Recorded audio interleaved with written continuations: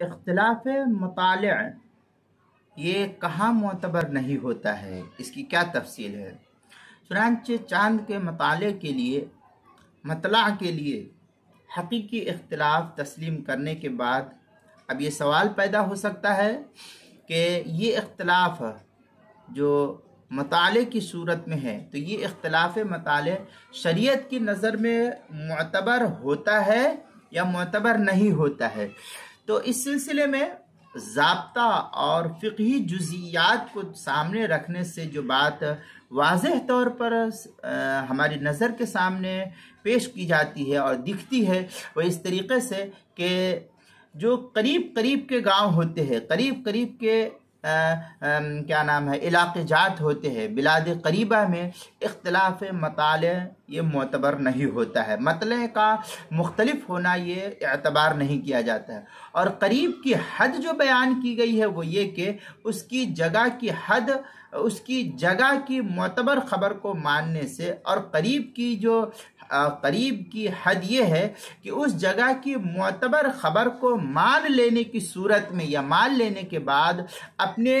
یہاں کا جو مہینہ 29 دن سے کم یا 30 دن سے زیادہ لازم نہ آتا ہو، تو یہ صورتحال جو ہے فقہا نے معتبر تسلیم کی ہے کہ اس صورتحال اگر ہوگی تو یہی صورتحال پر عمل کیا جائے گا۔ چنانچہ اس سلسلے میں کافی تفصیلی بحث ہے، لہذا اس تفصیلی بحث کو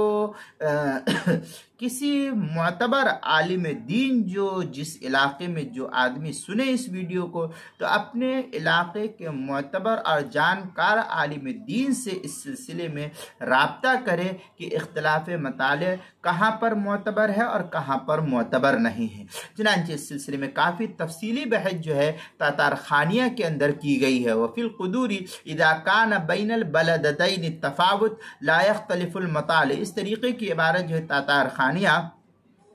جو زکریا بک ڈپو دیوبند کا ہندی نسخہ اس کی تیسری جلد صفحہ 365 پر اس کو نقل کیا۔ بدائع الصنائع میں بھی اس طریقے سے کچھ بحث ہے۔ ھذا اذا كانت المسافة بین البلدتین قریبۃ لا تختلف فیہا المطالع، یہ بدائع الصنائع جو زکریا بک ڈپو دیوبند کا ہندی نسخہ اس کی دوسری جلد صفحہ نمبر 224 اور اسی طریقے سے اسی کے ہم مثل عبارت جو ہے اعلاء السنن کی 9ویں جلد صفحہ 102 اور فتاوی والوالجیہ اس کے پہلے جلد صفحہ 236،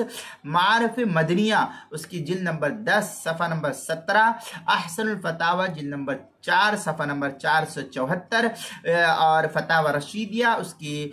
صفحہ 451، امداد المفتیین صفحہ 483، کتاب المسائل دوسری جلد صفحہ 123 پر بھی اس کی تفصیل نقل کی گئی ہے، وہاں بھی دیکھ سکتے ہیں۔